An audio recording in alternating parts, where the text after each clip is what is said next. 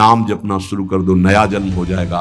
तुम्हारे नाम जपने मात्र से कोटि कोटि जन्मों के पाप नष्ट हो जाएंगे।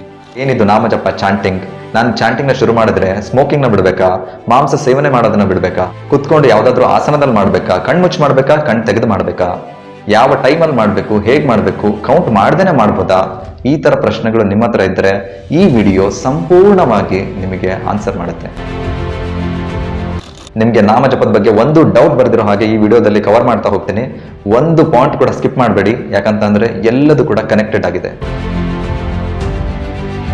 ಈ ಕಲಿಯುಗದಲ್ಲಿ ಯಾಕೆ ನಾಮಜಪಕ್ಕೆ ಮತ್ತೆ ನಾಮ ಸಂಕೀರ್ತನಕ್ಕೆ ಅಷ್ಟೊಂದು ಇಂಪಾರ್ಟೆನ್ಸ್ ಕೊಡ್ತಾರೆ ಅಂದ್ರೆ, ಬೇರೆ ಬೇರೆ ಯುಗಗಳಲ್ಲಿ ಬೇರೆ ಬೇರೆ ರೀತಿಯ ಧರ್ಮ ಇದೆ, ಯಾವ ರೀತಿ ಭಗವಂತನನ್ನ ನಾವು ಪೂಜಿಸಬೇಕು ಅಂತ. ನೀವು ಸತ್ಯಯುಗವನ್ನು ತಗೊಂಡ್ರೆ ಮೆಡಿಟೇಷನ್ ಮಾಡಬೇಕಿತ್ತು, ಅಂದ್ರೆ ಧ್ಯಾನವನ್ನ ಮಾಡಬೇಕಿತ್ತು, ಭಗವಂತನನ್ನ ರಿಯಲೈಸ್ ಅಂದ್ರೆ ಸಾಕ್ಷಾತ್ಕಾರ ಮಾಡ್ಕೊಳ್ಳಿಕ್ಕೆ. ಹಾಗಾಗಿ ನೀವು ಕೇಳಿರ್ಬೋದು ವಿಶ್ವಾಮಿತ್ರ ಮುನಿ ಅದೆಷ್ಟೋ 1000 ವರ್ಷಗಳ ಕಾಲ ತಪಸ್ ಮಾಡಿದ್ರು ಅಂತ. ಯಾಕಂದ್ರೆ ಯುಗದಿಂದ ಯುಗಕ್ಕೆ ಎಲ್ಲಾ ಜೀವಿಗಳ ಜೀವಿತಾವಧಿ ಕಡಿಮೆ ಆಗ್ತಾ ಬರುತ್ತೆ. ಕೃತಯುಗ ಅಂದ್ರೆ ಸತ್ಯಯುಗದಲ್ಲಿ ಅದೆಷ್ಟೋ 1000 ವರ್ಷಗಳ ಕಾಲ ಮಾನವ ಬದುಕ್ತಾ ಇದ್ದ, ಆದ್ರೆ ಕಲಿಯುಗದಲ್ಲಿ ಹಾಗಲ್ಲ. ಹಾಗೆ ಎರಡನೇದು ತ್ರೇತಾಯುಗಕ್ಕೆ ಬಂದ್ರೆ ಹೋಮ ಹವನಗಳನ್ನ ಮಾಡ್ತಾ ಇದ್ರು, ಅದರಿಂದ ಭಗವಂತನ ಸಾಕ್ಷಾತ್ಕಾರ ಮಾಡ್ಕೊತಾ ಇದ್ರು. ಅದೇ 3ನೇ ಯುಗಕ್ಕೆ ಬಂದ್ರೆ ಅದು ದ್ವಾಪರ ಯುಗ, ಅಲ್ಲಿ ದೇವಸ್ಥಾನಗಳನ್ನ ಕಟ್ಟಿ ಭಗವಂತನ ವಿಜೃಂಭಣೆಯಿಂದ ಪೂಜಿಸ್ತಾ ಇದ್ರು, ಅದು ದ್ವಾಪರ ಯುಗ. ಈಗ 4ನೇದು ಅಂದ್ರೆ ನಾವು ಇರೋ ಕಲಿಯುಗಕ್ಕೆ ಬಂದ್ರೆ ಮಾನವನ ಜೀವಿತಾವಧಿ ತುಂಬಾ ಕಮ್ಮಿ, ಅದಕ್ಕಾಗಿ ನಾವು ತಪಸ್ ಕೂಡ ಮಾಡೋಕ್ಕಾಗೋದಿಲ್ಲ. ತ್ರೇತಾಯುಗದಲ್ಲಿ ಮಾಡ್ತಿದ್ದ ಹೋಮ ಹವನಗಳನ್ನು ಮಾಡೋಕ್ಕಾಗೋದಿಲ್ಲ, ಯಾಕಂದ್ರೆ ತುಪ್ಪ, ಹಾಲು, ಜೇನುತುಪ್ಪ ಇದೆಲ್ಲ ಎಷ್ಟು ಕಾಸ್ಟ್ಲಿ ಅಂತ ಗೊತ್ತಿದೆ. ಅದಕ್ಕಾಗಿ ಎಲ್ಲರೂ ಈ ಹೋಮ ಹವನ ಯಜ್ಞಗಳನ್ನ ಮಾಡೋಕ್ಕಾಗೋದಿಲ್ಲ. ಇನ್ನು 3ನೇದು ದ್ವಾಪರ ಯುಗದ ದೇವಸ್ಥಾನಗಳನ್ನ ಕಟ್ತೀವಿ ಅಂತಂದ್ರೆ ಅದು ಕೂಡ ಆಗೋದಿಲ್ಲ. ಹಾಗಾಗಿ ಭಗವಂತ ಅತ್ಯಂತ ಕರುಣಾಮಯಿ, ದಯಾಮಯಿಯಾಗಿ ನೀವು ಏನು ಖರ್ಚು ಮಾಡ್ಬೇಕಾಗಿಲ್ಲ ಅಂತ ಭಗವಂತ ನಾಮರೂಪದಲ್ಲಿ ಈ ಕಲಿಯುಗದಲ್ಲಿ ಅವತಾರ ಮಾಡಿದ್ದಾನೆ. ಕಲಿಕಾಲೆ ಕೃಷ್ಣ ನಾಮರೂಪ ಅವತಾರ ಅಂತ ಹೇಳ್ತಾರೆ. ಹಾಗಾಗಿ ಈ ಕಲಿಗಾಲದಲ್ಲಿ ಕಲಿಯುಗದಲ್ಲಿ ನಾಮ ಜಪವನ್ನ ಮಾಡಿದ್ರೆ ಸಾಕು, ಹಿಂದಿನ 3 ಯುಗಗಳಲ್ಲಿ ಅವ್ರು ಏನ್ ಮಾಡ್ತಾ ಇದ್ರು ಅದಕ್ಕೆ ಯಾವ ಪ್ರತಿಫಲ ಸಿಗ್ತಾ ಇತ್ತು ಅದೇ ಪ್ರತಿಫಲ ನಮಗೆ ಈ ನಾಮ ಜಪದಿಂದ ಸಿಗುತ್ತೆ. ಹಾಗೇನೆ ಶ್ರೀಕೃಷ್ಣ ಪರಮಾತ್ಮ ಭಗವದ್ಗೀತೆಯಲ್ಲಿ ಕನ್ಫರ್ಮ್ ಮಾಡ್ತಾರೆ, ಯಜ್ಞೋಸ್ಮಿ ಜಪಯಜ್ಞೋಸ್ಮಿ ಅಂತ. ಅಂದ್ರೆ ಎಲ್ಲಾ ಯಜ್ಞಗಳಲ್ಲಿ ಶ್ರೇಷ್ಠ ಯಜ್ಞ ಜಪಯಜ್ಞ ಅದು ನಾನೇ ಅಂತ ಭಗವಂತ ಹೇಳ್ತಾ ಇರೋದು. ಅಷ್ಟೇ ಅಲ್ಲ, ಆಚಾರ್ಯರು ಹೇಳ್ತಾರೆ ಭಗವಂತ ಬೇರೆ ಅಲ್ಲ, ಭಗವಂತನ ನಾಮ ಬೇರೆ ಅಲ್ಲ ಅಂತ. ಭಗವಂತ ಯಾವ ರೂಪಗಳನ್ನು ಬೇಕಾದರೂ ತಗೋಬಹುದು. ಭಗವಂತ ಯಾವಾಗ ಮೀನಾಗ್ತಾರೆ ಅದು ಮತ್ಸ್ಯಾವತಾರ ಆಗುತ್ತೆ, ಯಾವಾಗ ಆಮೆಯ ರೂಪದಲ್ಲಿ ಬರ್ತಾರೆ ಅದು ಕೂರ್ಮಾವತಾರ ಆಗುತ್ತೆ. ಅದೇ ರೀತಿಯಲ್ಲಿ ವರಾಹ, ವಾಮನ, ನರಸಿಂಹ, ರಾಮ, ಕೃಷ್ಣ, ಬಲರಾಮ ಇದೆಲ್ಲ ಅವತಾರಗಳನ್ನ ಹೇಗೆ ಭಗವಂತ ಎತ್ತುತ್ತಾರೋ ಅದೇ ರೀತಿಯಲ್ಲಿ ಈ ಕಲಿಯುಗದಲ್ಲಿ ನಾಮ ರೂಪದಲ್ಲಿ ಬರ್ತಾರೆ. ಅಂದ್ರೆ ಇದು ಶಬ್ದದ ರೂಪ. ಪುರಂದರದಾಸ್ ಹೇಳ್ತಾರೆ, ನಾ ಡೊಂಕಾದರೇನು ನಿನ್ನ ನಾಮ ಡೊಂಕೆ ವಿಠಲ ಅಂತ. ಹಾಗಂದ್ರೆ ಎಲ್ಲ ದೋಷ ತುಂಬಿರೋ ಈ ಜಗತ್ತಲ್ಲಿ ಒಂದೇ ಒಂದು ಶುದ್ಧವಾಗಿರೋದು ಏನಾದ್ರೂ ಇದೆ ಅಂತ ಅಂದ್ರೆ ಅದು ನಿನ್ನ ನಾಮ ಓ ವಿಠಲ ಅಂತ. ಹಾಗೆ ಮುಂದುವರೆಸಿ ಹೇಳ್ತಾರೆ, ನೀನ್ ಯಾಕೋ ನಿನ್ನ ಹಂಗೆ ಯಾಕೋ, ನಿನ್ನ ನಾಮ ಒಂದಿದ್ದರೆ ಸಾಕೆನಗೆ ಅಂತ. ಪುರಂದರದಾಸರ ಈ ಮಾತು ಸಾಬೀತು ಮಾಡುತ್ತೆ ಭಗವಂತನ ನಾಮ ಎಷ್ಟು ಶ್ರೇಷ್ಠ ಅಂತ. ಅಷ್ಟೇ ಅಲ್ಲ, ಶ್ರೀಕೃಷ್ಣ ಪರಮಾತ್ಮ ತನ್ನ ನಾಮದ ಬಗ್ಗೆ ಹೇಳ್ತಾರೆ, ನನ್ನ ನಾಮಕ್ಕಿಂತ ಗ್ರೇಟರ್ ಪವರ್ ಇಲ್ಲ, ನನ್ನ ನಾಮಕ್ಕಿಂತ ಗ್ರೇಟರ್ ನಾಲೆಡ್ಜ್ ಇಲ್ಲ, ನನ್ನ ನಾಮಕ್ಕಿಂತ ಗ್ರೇಟರ್ ಬ್ಯೂಟಿ ಇನ್ನೊಂದಿಲ್ಲ ಅಂತ. ಈ ನಾಮಜಪ ಮಾಡಿದ್ರೆ ಏನಾಗುತ್ತೆ? ಕಲಿ ಕಲ್ಮಶ ನಾಶನಂ, ಅಂದ್ರೆ ಕಾಮ, ಕ್ರೋಧ, ಲೋಭ, ಮೋಹ, ಮದ, ಮತ್ಸರ್ಯ ಈ ಕೆಟ್ಟ ಕೊಳೆಗಳೇನಿದೆ ಅವೆಲ್ಲ ಕೂಡ ನಾಶವಾಗ್ತವೆ ಅಂತ ಶಾಸ್ತ್ರ ಹೇಳುತ್ತೆ. ಅಷ್ಟೇ ಅಲ್ಲ, ಮೈಂಡ್ ಕಂಟ್ರೋಲ್, ಮನಸ್ಸಿನ ನಿಗ್ರಹತೆ ಬೇಕು ಅನ್ನೋರು ಮತ್ತೆ ಈ ಇಂದ್ರಿಯ ಆಟಗಳನ್ನ ನಿಲ್ಲಿಸಬೇಕು ಅನ್ನೋರು ಕೂಡ ನಾಮಜಪ ಮಾಡಬೇಕು. ಇದನ್ನ ಕಂಬೈನ್ ಮಾಡಿ ದಾಸರು ಹೇಳ್ತಾರೆ, ನರಜನ್ಮ ಬಂದಾಗ ನಾಲಿಗೆ ಇರುವಾಗ ಕೃಷ್ಣ ಎನ್ನಬಾರದೆ ಅಂತ. ಅಂದ್ರೆ ಲಿಟರಲಿ ಯಾರಿಗೆಲ್ಲ ನಾಲಿಗೆ ಇದೆ ಅವ್ರಿಗೆಲ್ಲ ಕೂಡ ಜಪ ಮಾಡಲೇಬೇಕು. ಈಗ action plan, step by step ಯಾವ ರೀತಿ ಜಪ ಮಾಡೋದು, ಯಾವ ಮಂತ್ರವನ್ನು ಜಪ ಮಾಡಬೇಕು, ಹೇಗೆ ಮಾಡಬೇಕು ಎಲ್ಲದನ್ನು ಕಲಿತಾ ಹೋಗೋಣ ಬನ್ನಿ. ತುಂಬಾ ಜನರಿಗಿರೋ ಪ್ರಶ್ನೆ, ಯಾವ ಮಂತ್ರವನ್ನು ಜಪಿಸಬೇಕು ಅಂತ. ಭಗವಂತನಿಗೆ ಅಪರಿಮಿತ ಅಂದ್ರೆ ಅನ್ಲಿಮಿಟೆಡ್ ಹೋಲಿ ನೇಮ್ಸ್ ಅಂದ್ರೆ ನಾಮಗಳಿವೆ. ಆದರೆ ಭಕ್ತಿವೇದಾಂತ ಸ್ವಾಮಿ ಶಿಲ ಪ್ರಭುಪಾದರು ಹೇಳ್ತಾರೆ, ಈ ಕಲಿಯುಗಕ್ಕೆ ಮಹಾಮಂತ್ರ ಅದು ಹರೇ ಕೃಷ್ಣ ಮಹಾಮಂತ್ರವನ್ನ ಎಲ್ಲರೂ ಜಪಿಸ್ಬೇಕು ಅಂತ. ಯಾಕೆ ಅಂತೀರಾ? ಗಾಯತ್ರಿ ಮಂತ್ರ ಯಾವುದೇ ಒಂದು ಮಂತ್ರ ತಗೊಂಡ್ರು ಅದಕ್ಕೆ ಪ್ರಿಸ್ಕ್ರಿಪ್ಷನ್ ಅಂದ್ರೆ ರೂಲ್ಸ್ ಇರುತ್ತೆ, ರೆಗ್ಯುಲೇಷನ್ಸ್ ಇರುತ್ತೆ. ಆದ್ರೆ ಈ ಮಹಾಮಂತ್ರಕ್ಕೆ ಯಾವುದೇ ರೂಲ್ಸ್ ಮತ್ತೆ ರೆಗ್ಯುಲೇಷನ್ಸ್ ಇಲ್ಲ, ಯಾರು ಎಲ್ಲಿ ಬೇಕಾದ್ರೂ ಕೂಡ ಜಪಿಸ್ಬೋದು. ಏನಪ್ಪ ಈ ಹರೇ ಕೃಷ್ಣ ಮಹಾಮಂತ್ರ ಅಂದ್ರೆ, ಈ ಮಹಾಮಂತ್ರದಲ್ಲಿ 16 ವರ್ಡ್ಸ್ ಬರುತ್ತೆ. ಹರೇ ಕೃಷ್ಣ ಕೃಷ್ಣ ಕೃಷ್ಣ ಹರೇ ಹರೇ, ಹರೇ ರಾಮ ರಾಮ ರಾಮ ಹರೇ ಹರೇ ಅಂತ. ಅಫ್ಕೋರ್ಸ್ ನಿಮ್ಮ ನೆಕ್ಸ್ಟ್ ಕ್ವಶನ್ ಬಂದು ಎಷ್ಟು ಬಾರಿ ಜಪಿಸ್ಬೇಕು ಅನ್ನೋದಾಗಿರುತ್ತೆ. ನೀವು ಬಿಗಿನರ್ ಆಗಿದ್ರೆ 108 ಬಾರಿ ಜಪಿಸೋದು ಅತ್ಯಂತ ಸೂಕ್ತ. ನೆಕ್ಸ್ಟ್ ಕ್ವಶನ್, ಯಾವುದರಲ್ಲಿ ಎಣಿಸ್ಬೇಕು 108 ಅನ್ನೋದಾಗಿರುತ್ತೆ. ಸೊ ಅದಕ್ಕೆ ಜಪಮಾಲ ಅಂತ ಈ ರೀತಿ ಇರುತ್ತೆ. ಇದರಲ್ಲಿ ಸುಮಾರು ವಿಧಗಳಿವೆ. ಒಂದು ಬೇವಿನದ್ದಾದ್ರೆ ಇನ್ನೊಂದು ತುಳಸಿಯದ್ದು ಬರುತ್ತೆ. ಬಿಗಿನರ್ಸ್ಗೆ ರೆಕಮೆಂಡ್ ಮಾಡೋದು ಈ ಬೇವಿನ ಬೀಡ್ಸ್ಗಳನ್ನ. ಮತ್ತೆ ಇದರಲ್ಲಿ 108 ಮಣಿಗಳಿರುತ್ತೆ.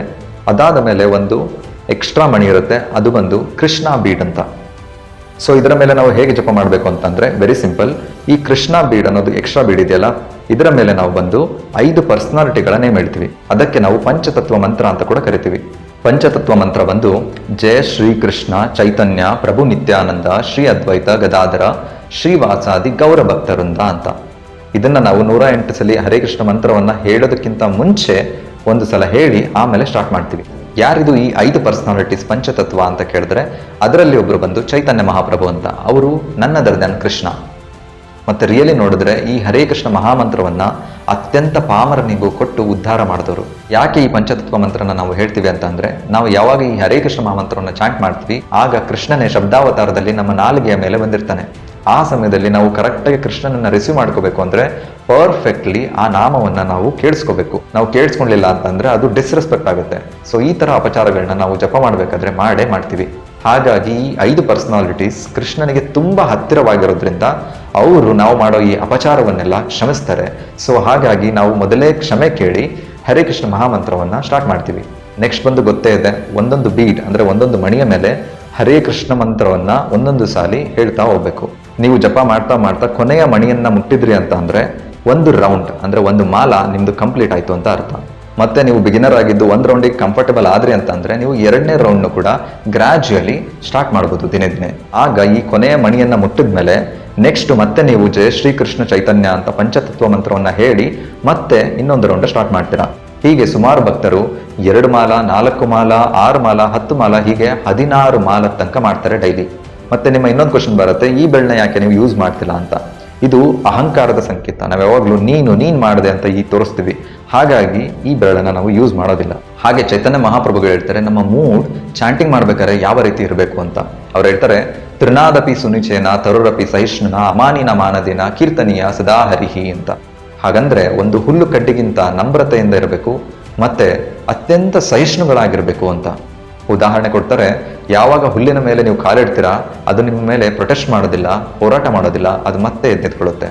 ಅದೇ ರೀತಿಯಲ್ಲಿ ಒಂದು ಮರಕ್ಕೆ, ಮಾವಿನ ಮರಕ್ಕೆ ನೀವೇನಾದ್ರು ಕಲ್ಲು ಹೊಡೆದ್ರೆ ಅದು ಮತ್ತೆ ನಿಮಗೆ ಕಲ್ಲು ಹೊಡೆಯೋದಿಲ್ಲ, ತಿರುಗಿಸಿ ಅದು ನಿಮಗೆ ಮಾವಿನ ಹಣ್ಣನ್ನು ಕೊಡುತ್ತೆ. ಇದು ಸಹಿಷ್ಣುತೆಗೆ ಎಕ್ಸಾಂಪಲ್. ಮುಂದುವರಿಸಿ ಹೇಳ್ತಾರೆ, ಅಮಾನಿನ ಮಾನದೇನ ಅಂದ್ರೆ ಯಾರಿಂದನೂ ತಾನು ಗೌರವವನ್ನು ಬಯಸಬಾರದು ಮತ್ತೆ ಎಲ್ಲರಿಗೂ ಕೂಡ ಅಂದ್ರೆ ಒಂದು ಇರುವೆಗೆ ಆಗ್ಲಿ ನಾಯಿಗೆ ಆಗ್ಲಿ ಗೌರವವನ್ನು ಸೂಚಿಸಬೇಕು ಅಂತ. ಈ ರೀತಿಯ ಗುಣಗಳನ್ನ ಯಾರಾದ್ರೂ ಹೊಂದಿದ್ರೆ ಅವನು ಕೀರ್ತನೀಯ ಸದಾಹರಿ ಅಂದ್ರೆ ಯಾವಾಗ್ಲೂ ಈ ನಾಮವನ್ನ ಜಪಿಸ್ತಾ ಇರ್ಬೋದು ಅಂತ. ನೀವು ನೋಡಿರ್ಬೋದು ಭಕ್ತ ಶಿರೋಮಣಿ ಹನುಮಂತನಲ್ಲಿ ಆ ಗುಣ ಇದೆ, ಯಾವಾಗ್ಲೂ ರಾಮನಾಮವನ್ನ ಜಪಿಸ್ತಾ ಇರ್ತಾರೆ. ಹಾಗಾಗಿ ದಿನೇ ದಿನೇ ಈ ಗುಣಗಳನ್ನ ಅಕ್ವೈರ್ ಮಾಡ್ಕೊಳ್ಳಿಕ್ಕೂ ಕೂಡ ನಾವು ಸ್ವಲ್ಪ ಎಫರ್ಟ್ನ ಹಾಕಬೇಕು. ನಿಮ್ಮ ಪ್ರಶ್ನೆ, ನಾನು ಯಾವುದಾದ್ರೂ ಆಸನದಲ್ಲಿ ಕೂತೇ ಚಾಂಟ್ ಮಾಡಬೇಕಾ ಅಂತ ಇದ್ರೆ, ಈ ಹರೇ ಕೃಷ್ಣ ಮಂತ್ರ ಜಪದಲ್ಲಿ ಬಂದು ನೀವು ಕೂತ್ಕೊಂಡು ಜಪ ಮಾಡ್ತೀರಾ ಇಲ್ಲ ನಿಂತ್ಕೊಂಡು ಜಪ ಮಾಡ್ತೀರಾ ಅದೆಲ್ಲ ಅಲ್ಲ ಮುಖ್ಯ. ಮುಖ್ಯವಾದದ್ದೇನು ಅಂತಂದರೆ ನೀವು ಹೇಳೋ ಹರೇ ಕೃಷ್ಣ ಮಂತ್ರವನ್ನು ಅಂದರೆ ಶಬ್ದವನ್ನು ನೀವು ನಿಮ್ಮ ಕಿವಿಯಾರೆ ಕೇಳಿಸ್ಕೋಬೇಕು ಕಂಪ್ಲೀಟಾಗಿ. ಅದನ್ನು ಪರ್ಫೆಕ್ಟ್ ಮೆಡಿಟೇಷನ್ ಅಂತ ಶ್ರೀಲ ಪ್ರಭುಪಾದರು ಕರೀತಾರೆ. ಹಾಗಾಗಿ ನೀವು ಓಡಾಡ್ತಾನೂ ಚಾಂಟ್ ಮಾಡ್ಬೋದು, ಇಲ್ಲ ಅಂತಂದರೆ ಕ್ರಾಸ್ ಲೆಗ್ಗಾಗಿ ಕುತ್ಕೊಂಡು ಚಾಂಟ್ ಮಾಡ್ಬೋದು, ಇಲ್ಲ ಅಂತಂದರೆ ಚೇರ್ ಮೇಲೆ ಕುತ್ಕೊಂಡು ಚಾಂಟ್ ಮಾಡ್ಬೋದು. ಹೇಗೆ ಯಾವ ಪೋಸ್ಚರ್ನಲ್ಲಿ ನೀವು ಕುತ್ಕೊಂಡು ಕೂಡ ಜಪ ಮಾಡ್ಬೋದು. ಮುಂದಿನ ಪ್ರಶ್ನೆ, ಕಣ್ಣನ್ನ ಮುಚ್ಕೊಂಡು ಚಾಂಟ್ ಮಾಡೋದಾ ಇಲ್ಲ ಅಂತಂದರೆ ಕಣ್ಣನ್ನ ಬಿಟ್ಟು ಚಾಂಟ್ ಮಾಡೋದಾ ಅಂತ ಆದರೆ, ನಮ್ಮ ಈ ಜಪದ ಮೊದಲ ಉದ್ದೇಶ ನಮ್ಮ ಮೈಂಡ್ ಕಂಟ್ರೋಲ್ ಅಂತಂದರೆ ಮನಸ್ಸಿನ ನಿಗ್ರಹತೆ ಆಗಿರೋದ್ರಿಂದ ನಾವು ಕಣ್ಣು ಮುಚ್ಕೊಂಡು ಜಪ ಮಾಡಿದ್ರೆ ಆದಷ್ಟು ಡಿಸ್ಟ್ರಾಕ್ಷನ್ಗಳನ್ನ ನಾವು ತಡಿಬೋದು. ಹಾಗಾಗಿ ಅದನ್ನು ರೆಕಮೆಂಡ್ ಮಾಡ್ತಾರೆ. ಹಾಗಂತ ಕಣ್ಣು ಬಿಟ್ಕೊಂಡು ಚಾಟ್ ಮಾಡಬಾರ್ದು ಅಂತ ಏನಿಲ್ಲ, ಯಾವ ರೀತಿ ಬೇಕಾದರೂ ಕೂಡ ಮಾಡ್ಬೋದು. ಇನ್ನೊಂದು ಕೇಳ್ತಾರೆ, ಸರ್ ನಾನು ಜಪ ಮಾಡಬೇಕಂತ ಇದ್ದೀನಿ ಆದರೆ ನಾನು ಸ್ಮೋಕಿಂಗ್ ಕೂಡ ಮಾಡ್ತೀನಿ ಮತ್ತು ಮಾಂಸ ಸೇವನೆ ಕೂಡ ಮಾಡ್ತೀನಿ, ನಾನು ಹಾಗಾದರೆ ಅದನ್ನ ಬಿಟ್ಬಿಡ್ಬೇಕಾ ಅಂತ. ಇದಕ್ಕೆ ಪರ್ಫೆಕ್ಟ್ ಆನ್ಸರ್ಗಿಂತ ಶ್ರೀಕೃಷ್ಣ ಪರಮಾತ್ಮ ಗೀತೆನಲ್ಲಿ ಹೇಳ್ತಾರೆ, ವಿಷಯಾವಿನಿ ವರ್ತಂತೆ ಅಂತ. ಹಾಗಂದರೆ ಹೈಯರ್ ಟೇಸ್ಟ್ ಅಂದರೆ ಉನ್ನತ ರುಚಿ ಬಂದರೆ ಕೆಳಗಿನ ರುಚಿ ಅಂದರೆ ಲೋವರ್ ಟೇಸ್ಟ್ನ ನಾವು ಆಟೋಮೆಟಿಕಲಿ ಅಂದರೆ ನ್ಯಾಚುರಲಿ ಬಿಟ್ಬಿಡ್ತೀವಿ ಅಂತ. ಹಾಗಾಗಿ ನೀವು ಮಾಂಸ ಸೇವನೆ ಮಾಡ್ತಿದ್ದೀರಾ ಇಲ್ಲ ಸ್ಮೋಕಿಂಗ್ ಮಾಡ್ತಿದ್ದೀರಾ ಅಂದರೂ ಕೂಡ ನಾಮ ಜಪವನ್ನು ನಿಲ್ಲಿಸಲಿಕ್ಕಿಲ್ಲ. ಅದನ್ನು ಕೂಡ ಸ್ಟಾರ್ಟ್ ಮಾಡಿದ್ರೆ ಒಂದು ದಿವಸ ನೀವೇ ಅರ್ಥವಾಗಿ ಅದನ್ನು ಬಿಟ್ಬಿಡ್ತೀರಾ. ಹಾಗಾಗಿ ನಾನು ಮಾಡ್ಬೋದಾ ಅಂತಂದರೆ ಖಂಡಿತವಾಗಿ ಮಾಡ್ಬೋದು. ಯಾಕಂತ ಅಂದರೆ ಕೃಷ್ಣನಾಮ ರಾಮನಾಮ ಬಂದು ಅಗ್ನಿ ಇದ್ದಂತೆ, ಅದು ಎಲ್ಲದನ್ನು ಸುಟ್ಟು ಹಾಕತ್ತೆ. ನಾನು ಸ್ನಾನ ಮಾಡದೆ ಹರೇ ಕೃಷ್ಣ ಮಂತ್ರ ಜಪವನ್ನು ಮಾಡ್ಬೋದಾ ಅಂತ, ಖಂಡಿತವಾಗ್ಲೂ ಮಾಡ್ಬೋದು. ಅದಕ್ಕೆ ಯಾವುದೇ ಹಾರ್ಡ್ ಆ್ಯಂಡ್ ಫಾಸ್ಟ್ ರೂಲ್ ಇಲ್ಲ ಅಂತ ಚೈತನ್ಯ ಮಹಾಪ್ರಭು ಹೇಳ್ತಾರೆ. ಆದರೆ ಸ್ನಾನ ಮಾಡೋದ್ರಿಂದ ಸತ್ವಗುಣ ನಮ್ಮಲ್ಲಿ ಹೆಚ್ಚಿಗೆ ಆಗುತ್ತೆ. ಆ ಸತ್ವಗುಣದಿಂದ ನಮಗೆ ಕ್ಲಾರಿಟಿ ಸಿಗುತ್ತೆ, ಕಾಮ್ನೆಸ್ ಸಿಗುತ್ತೆ. ಹಾಗಾಗಿ ಸ್ನಾನ ಮಾಡಿ ಜಪ ಮಾಡಿದ್ರೆ ಎಕ್ಸ್ಪೀರಿಯನ್ಸ್ ಇನ್ನೂ ಕೂಡ ಚೆನ್ನಾಗಿರುತ್ತೆ. ಈ ಪ್ರಶ್ನೆಯ ಮುಂದುವರೆದ ಭಾಗ, ಯಾವ ಸಮಯದಲ್ಲಿ ಜಪ ಮಾಡಿದ್ರೆ ಒಳ್ಳೆಯದು ಅಂತ. ಅದಕ್ಕೆ ಶಾಸ್ತ್ರಗಳು ಹೇಳುತ್ತೆ, ಬ್ರಹ್ಮ ಮುಹೂರ್ತವೇ ಅತಿ ಸೂಕ್ತವಾದ ಸಮಯ ಅಂತ. ಹಾಗಂತ ಬೇರೆ ಸಮಯದಲ್ಲಿ ಮಾಡಲಿಕ್ಕಿಲ್ಲ ಅಂತಲ್ಲ, ಯಾವ ಸಮಯದಲ್ಲಿ ಬೇಕಾದರೂ ಕೂಡ ಜಪವನ್ನು ಮಾಡ್ಬೋದು. ಶ್ರೀಕೃಷ್ಣ ಪರಮಾತ್ಮ ಹೇಳ್ತಾರೆ ಗೀತೆಯಲ್ಲಿ, ಸತತ ಕೀರ್ತಯಂತೋ ಮಾಂ ಅಂತ. ಅಂದರೆ 24 ಗಂಟೆ ಕೂಡ ನನ್ನ ಧ್ಯಾನದಲ್ಲಿರಬೇಕು, ಅಂದರೆ ನನ್ನ ನಾಮಸ್ಮರಣೆಯಲ್ಲಿರಬೇಕು ಅಂತ. ಇನ್ನೊಂದು ರೆಕಮೆಂಡೇಶನ್ ಏನು ಅಂತ ಅಂದರೆ, ಯಾವಾಗ ನಿಮ್ಮ ನಿದ್ದೆ ಕಂಪ್ಲೀಟಾಗಿ ನೀವು ಸ್ಯಾಟಿಸ್ಫೈಡ್ ಸ್ಲೀಪಿಂದ ಎದ್ದಿರ್ತೀರಾ ಆಗ ಜಪ ಮಾಡಿದ್ರೆ ಇನ್ನೂ ಕೂಡ ಎಫೆಕ್ಟಿವ್ ಆಗಿರುತ್ತೆ ನಿಮ್ಮ ಜಪ. ಸೊ ನೀವು 24 ಗಂಟೆ ಅವಧಿಯಲ್ಲಿ ಯಾವ ಸಮಯದಲ್ಲಿ ಬೇಕಾದರೂ ಕೂಡ ಹರೇ ಕೃಷ್ಣ ಮಂತ್ರವನ್ನು ಜಪಿಸ್ಬೋದು. ನಿಮ್ಮ ಮುಂದಿನ ಪ್ರಶ್ನೆ, ಈ 108 ಸರಿ ಹರೇ ಕೃಷ್ಣ ಮಂತ್ರವನ್ನು ಜಪಿಸಬೇಕಾದ್ರೆ ನನ್ನ ಟೈಮ್ ಫ್ರೇಮ್ ಏನಿರಬೇಕು ಅನ್ನೋದಾದರೆ, ಅದಕ್ಕೆ ಒಳ್ಳೆಯ ಉದಾಹರಣೆನ ಕೊಡ್ತಾರೆ. ನೀವು ಸೈಕಲನ್ನು ಓಡಿಸ್ತಾ ಇದ್ದೀರಾ ಅಂತಂದರೆ ತುಂಬ ಮೆಲ್ಲಕ್ಕೆ ಹೋದರೆ ಅದು ಅನ್ಸ್ಟೇಬಲ್ ಆಗಿ ಬೀಳೋ ಥರ ಆಗುತ್ತೆ. ಅದೇ ನೀವು ಟೂ ಫಾಸ್ಟ್, ತುಂಬ ವೇಗವಾಗಿ ಹೋದರೆ ಆಕ್ಸಿಡೆಂಟ್ ಆಗೋ ಪ್ರಮೇಯ ಬರುತ್ತೆ. ಹಾಗಾಗಿ ತುಂಬ ಜೋರಾಗೂ ಜಪಿಸ್ಲಿಕ್ಕಿಲ್ಲ, ತುಂಬ ಮೆಲ್ಲಗೂ ಜಪಿಸ್ಲಿಕ್ಕಿಲ್ಲ. ನೀವು ಹರೇ ಕೃಷ್ಣ ಮಂತ್ರವನ್ನು ಹೇಳಿ ಆ ಶಬ್ದವನ್ನು ಕ್ಲಿಯರಾಗಿ ಕೇಳಿಸ್ಕೊಳ್ಳೋಷ್ಟು ಸ್ಪೀಡಾಗಿ ನೀವು ಚಾಂಟ್ ಮಾಡಿದರೆ ಸಾಕು. ಮತ್ತು ಮನಸ್ಸಲ್ಲೇ ಚಾಂಟ್ ಮಾಡಬೇಕಾ ಇಲ್ಲ ಜೋರಾಗಿ ಚಾಂಟ್ ಮಾಡಬೇಕಾ ಅಂತಂದರೆ ಆಚಾರ್ಯರು ಹೇಳ್ತಾರೆ ಬಾಯಿ ಬಿಟ್ಟೇ ಚಾಂಟ್ ಮಾಡಬೇಕು ಅಂತ. ಯಾಕಂತಂದರೆ ನಾವು ಮೊದಲು ಈ ಮನಸ್ಸಿನ ನಿಗ್ರಹತೆಯನ್ನು ಮಾಡ್ತಾಯಿದ್ದೀವಿ, ಅಂದರೆ ಮೈಂಡ್ ಕಂಟ್ರೋಲ್. ಜೋರಾಗಿ ಜಪಿಸಿ ಮತ್ತು ಅದನ್ನು ಕೇಳಿಸ್ಕೋಬೇಕು. ಈ ಕನೆಕ್ಷನಲ್ಲಿ ಚೈತನ್ಯ ಮಹಾಪ್ರಭುಗಳು ಹೇಳ್ತಾರೆ, ಯಾವಾಗ ಕಾಡಿನಲ್ಲಿ ಸಿಂಹ ಗರ್ಜಿಸುತ್ತೆ ಆಗ ಚಿಕ್ಕ ಚಿಕ್ಕ ಪ್ರಾಣಿಗಳೆಲ್ಲ ಯಾವ ರೀತಿ ಓಡೋಗುತ್ತೆ, ಅದೇ ರೀತಿ ಯಾರು ಈ ಹರೇ ಕೃಷ್ಣ ಮಹಾಮಂತ್ರವನ್ನು ಜೋರಾಗಿ ಉಚ್ಚರಿಸ್ತಾರೆ ಅವನ ಎಲ್ಲ ಕೆಟ್ಟ ಆಲೋಚನೆಗಳು, ಕಾಮ, ಕ್ರೋಧ, ಲೋಭ, ಮೋಹ, ಮದ, ಮತ್ಸರ್ಯ ಅನ್ನೋ ಚಿಕ್ಕ ಚಿಕ್ಕ ಪ್ರಾಣಿಗಳೆಲ್ಲ ಓಡಿ ಹೋಗುತ್ತೆ ದೂರ ಅಂತ.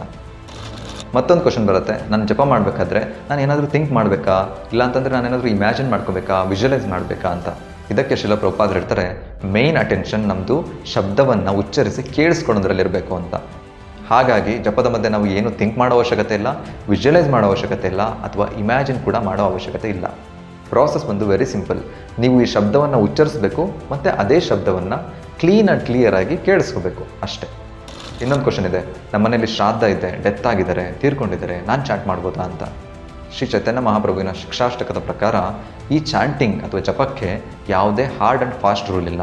ಸೊ ಹಾಗಾಗಿ ಯಾರು ಎಂಥ ಕೆಟ್ಟ ಸಿಚುವೇಶನ್ಗಳಲ್ಲೂ ಕೂಡ ಇದನ್ನು ನಿರಂತರವಾಗಿ ಜಪಿಸ್ಬೋದು. ಇನ್ಫ್ಯಾಕ್ಟ್ ನಿಮ್ಮ ಮನೆಯಲ್ಲಿ ಯಾರಾದರೂ ತೀರ್ಕೊಂಡಿದ್ದಾರೆ ಅಂತಂದರೆ ಆ ಟೈಮಲ್ಲೇ ನೀವು ತುಂಬ ಜಪಿಸ್ಬೇಕು. ಯಾಕಂತಂದರೆ ಭಗವಂತನ ನಾಮ ಆ ತೀರ್ಕೊಂಡಿರ್ತಾರಲ್ಲ ಆ ಆತ್ಮಕ್ಕೂ ಕೂಡ ತುಂಬ ಬೆನಿಫಿಟ್ ಮಾಡುತ್ತೆ. ಇನ್ನೊಂದು ಕ್ವಶನ್ ಬರುತ್ತೆ, ಈ ಮಣಿಗಳನ್ನು ಯೂಸ್ ಮಾಡಿನೇ ನಾನು ಚಾಂಟ್ ಮಾಡಬೇಕಾ ಅಂತ. ಕೃಷ್ಣ ಭಗವದ್ಗೀತೆಯಲ್ಲಿ ಹೇಳೋ ಥರ ಸತತಂ ಕೀರ್ತಯಂತೋ ಮಾಂ ಅಂತ. ಅಂದರೆ 24 ಗಂಟೆಗಳ ಕಾಲ ಯಾವ ರೀತಿಯಲ್ಲಿ ಯಾವ ಸಮಯದಲ್ಲಿ ಬೇಕಾದರೂ ನೀವು ಚಾಂಟ್ ಮಾಡ್ಬೋದು. ಆದರೆ ಆಚಾರ್ಯರು ಹೇಳ್ತಾರೆ ಸಂಖ್ಯಾಪೂರ್ವಕ ಜಪ ಅಂತ. ಯಾಕಂತಂದರೆ ನಮ್ಮ ಮನಸ್ಸು, ಮೈಂಡ್ ತಳ್ಳಿ ಹಾಕೋದ್ರಲ್ಲಿ, ಎಕ್ಸ್ಕ್ಯೂಸ್ ಕೊಡೋದ್ರಲ್ಲಿ ನಂಬರ್ 1.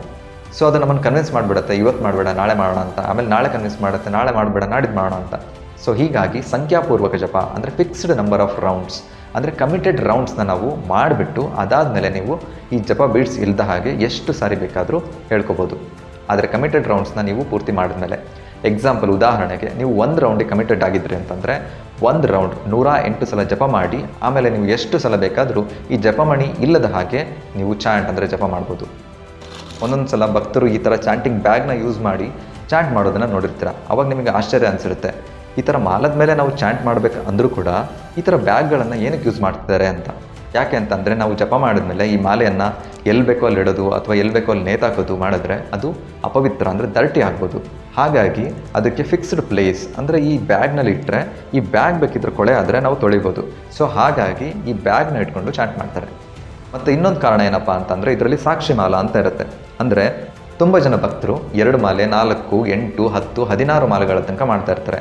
ಸೊ ಅವರು ಕೌಂಟ್ ಮಾಡಲಿಕ್ಕೆ ಈ ಸಾಕ್ಷಿ ಮಾಲೆಯನ್ನು ಉಪಯೋಗಿಸ್ತಾರೆ. ಈ ಸಾಕ್ಷಿ ಮಾಲೆಯನ್ನು ಈ ಚಾಂಟಿಂಗ್ ಬ್ಯಾಗ್ಗೆ ಹಾಕ್ಕೊಳ್ಳಿಕ್ಕೂ ಕೂಡ ತುಂಬ ಈಸಿ ಆಗುತ್ತೆ.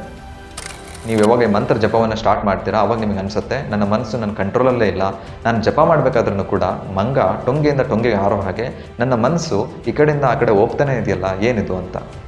ಸೊ ನೀವು ವರಿ ಪಡೋ ಅವಶ್ಯಕತೆ ಇಲ್ಲ. ನೀವು ಯಾವಾಗ ಚಾಂಟ್ ಮಾಡ್ತಾ ಇರ್ತೀರ ಹರೇ ಕೃಷ್ಣ ಮಹಾಮಂತ್ರವನ್ನು, ಆ ಮನಸ್ಸು ಆ ಕಡೆ ಹೋದ ತಕ್ಷಣ ಈ ಹರೇ ಕೃಷ್ಣ ಮಂತ್ರವನ್ನು ಇನ್ನು ನೀವು ಜೋರಾಗಿ ಚಾಂಟ್ ಮಾಡಿದ್ರೆ ಮತ್ತೆ ಆ ಮನಸ್ಸು ನಿಮ್ಮ ಎಡೆಗೆ ಬರುತ್ತೆ, ಮತ್ತೆ ಅದನ್ನು ಕೇಳೋ ಕಡೆಗೆ ಬರುತ್ತೆ.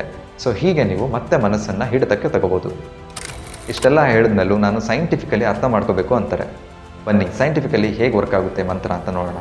ನಮ್ಮ ಬ್ರೈನಲ್ಲಿ 5 ವೇವ್ಸ್ ಅಂದರೆ ತರಂಗಗಳಿರುತ್ತೆ. ಅದು ಆಲ್ಫಾ, ಬೀಟಾ, ಗ್ಯಾಮಾ, ತೀಟಾ ಈ ಥರ ಹೋಗುತ್ತೆ. ಇದರಲ್ಲಿ ಒಂದೊಂದು ತರಂಗದ ಫ್ರೀಕ್ವೆನ್ಸಿ ಒಂದೊಂದು ರೀತಿಯಲ್ಲಿರುತ್ತೆ. ಅದರಲ್ಲಿ ಆಲ್ಫಾ ತರಂಗ ಬಂದು ಅದು ನಮ್ಮ ಕಾಮ್ನೆಸ್ನ ಟೆಸ್ಟ್ ಮಾಡೋ ತರಂಗ, ಅಂದರೆ ವೇವ್.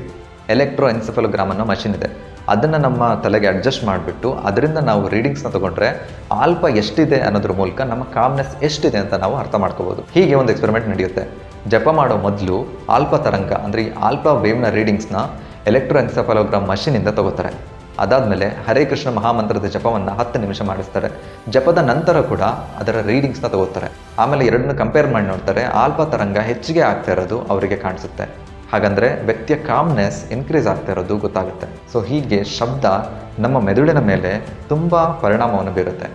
ಹೇಗೆ ಅಂತ ಇನ್ನೊಂದು ಎಕ್ಸಾಂಪಲ್ ಕೊಡ್ತೀನಿ.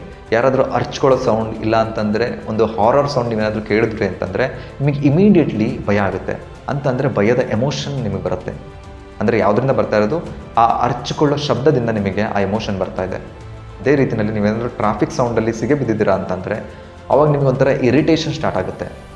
ಈ ಇರಿಟೇಷನ್ ಎಲ್ಲಿಂದ ಬರ್ತಾ ಇರೋದು? ಆ ಟ್ರಾಫಿಕ್ನ ಸೌಂಡಿಂದ, ಅಂದರೆ ಶಬ್ದದಿಂದ. ಅಂದರೆ ಶಬ್ದ ನಮ್ಮ ರಿಯಾಕ್ಷನ್ ಮತ್ತು ಎಮೋಷನ್ಗಳನ್ನ ಚೇಂಜ್ ಮಾಡ್ಬೋದು ಅಂತ ನಾವು ಈಸಿಲಿ ಸಿಂಪಲಾಗಿ ಅರ್ಥ ಮಾಡ್ಕೋಬೋದು. ಹಾಗಾಗಿ ಈ ಹರೇ ಕೃಷ್ಣ ಮಂತ್ರವನ್ನು ಜಪಿಸೋದ್ರಿಂದ ಆ ಶಬ್ದ ನಮ್ಮ ಕಿವಿಯಿಂದ ಎಂಟರ್ ಆಗಿ ಹಾರ್ಟ್ನಲ್ಲಿ ಹೋಗಿ ನಮ್ಮ ಕೊಳೆಗಳನ್ನು ತೆಗೆಯುತ್ತೆ. ಅದೇ ರೀತಿಯಲ್ಲಿ ನಮ್ಮನ್ನು ಪೀಸ್ಫುಲ್ಲಾಗಿ ಕೂಡ ಮಾಡುತ್ತೆ. ಮತ್ತು ಹ್ಯಾಪಿನೆಸ್ ಕೂಡ ನೀವು ಎಲ್ಲೋ ಹುಡುಕ್ಬೇಕಂತ ಇಲ್ಲ, ಅದು ನಿಮ್ಮ ಹತ್ರ ಹುಡುಕೊಂಡು ಬರುತ್ತೆ.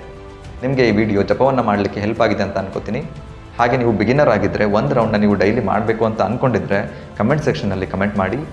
ಮತ್ತು ಈ ಹರೇ ಕೃಷ್ಣ ಮಹಾಮಂತ್ರದ ಜಪದ ಬಗ್ಗೆ ನಿಮ್ಮ ಏನೇ ಕ್ವಶನ್ ಇದ್ದರೂ ಕೂಡ ನೀವು ಕಮೆಂಟ್ ಸೆಕ್ಷನಲ್ಲಿ ಮೆನ್ಷನ್ ಮಾಡ್ಬೋದು.